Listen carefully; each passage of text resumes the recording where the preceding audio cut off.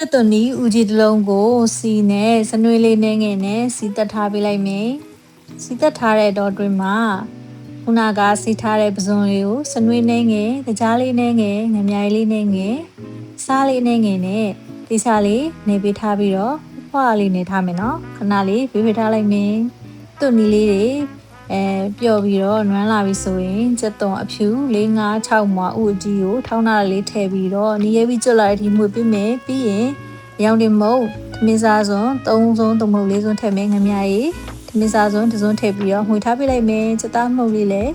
တီးစွန်းဖြားလေးထည့်ပြီးတော့မှွေထားပေးလိုက်ပါမယ်ဒီချာလေးမှွေပြီးသွားရင်ခရမ်းညင်လေးလေးတစ်လုံးခွဲနှလုံးထည့်လိုက်ရတယ်ပေါ့နော်တစ်လုံးခွဲပဲရှိလို့တစ်လုံးခွဲပဲထည့်လိုက်တယ်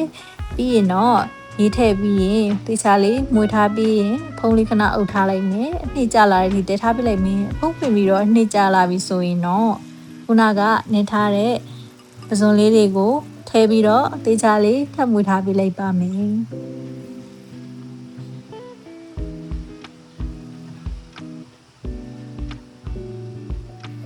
ပြီးတော့ရင်တော့ဖုံးလေးအုပ်ပြီးတော့တထားပြလိုက်မယ်တဲခြင်းရလေး7မိနစ်လောက်ပဲရှိပါတယ်နော်ပြီးရင်တော့ငရုတ်သီးစိမ်းထက်ညှက်ထည့်လို့ရတယ်ဒါပေမဲ့ကျမကဆက်လည်းမစားနိုင်ဘူးအနက်လေးလိုချင်တာဖြစ်တော့ကြောင့်ငရုတ်သီးစိမ်း3တောက်သို့မဟုတ်5တောက်ထိထည့်လို့ရတယ်ပေါ်ငံရတာမီးကြီးရင်ငမြရီလေးလိုအပ်ရင်ထည့်မယ်စားထည့်လို့ရတယ်ပြီးရင်ဖုံးလေးခဏအုပ်ပြီးတော့တထားပေးလိုက်ပါမယ်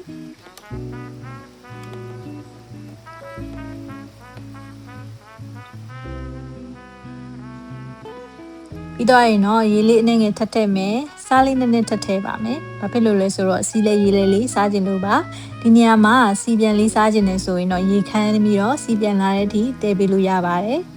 ပြီးတော့ရင်တော့တခြားမွေးမယ်နောက်ဆုံးမှာတော့အချင်းအနေနဲ့မကြီးရေထည့်လို့ရတယ်ကျမကတော့လီမွန်လေးတစ်စိပ်ကိုချမ်းပြီးတော့စိတ်ပြီးတော့ညှစ်ထည့်ပေးလိုက်မယ်ဒီနေရာမှာတမယာသီးမသုံးတာခါတော့မှဆိုလို့ပါလီမွန်အချင်းအရသာအနေတော်ပဲဆိုရင်တော့နောက်ဆုံးမှာအပေါ်ငံနေမြည်မယ်နေတော်ပဲဆိုရင်နည်းနည်းမင်းလေးကိုညက်ပြီးတော့ထည့်ထားပေးလိုက်မယ်တိချလေးမှုပြီးွားရင်တော့ဘုံလင်းခဏအုပ်ထားလိုက်မယ်ပြီးရင်တော့အရသာရှိတဲ့ပဇွန်ဟင်းလေးတစ်ခွက်ရရှိပါပြီနော်အားလုံးပဲလိုက်ချက်စားကြည့်ဖို့မင်းနဲ့နော်ရန်ကိုရသာရှိတဲ့ဟင်းတစ်ခွက်ဖြစ်ပါတယ်လက်ကန်ဆက်လေးလုပ်ပေးဖို့လည်းမင်းနဲ့နော်ကျေးဇူးပါ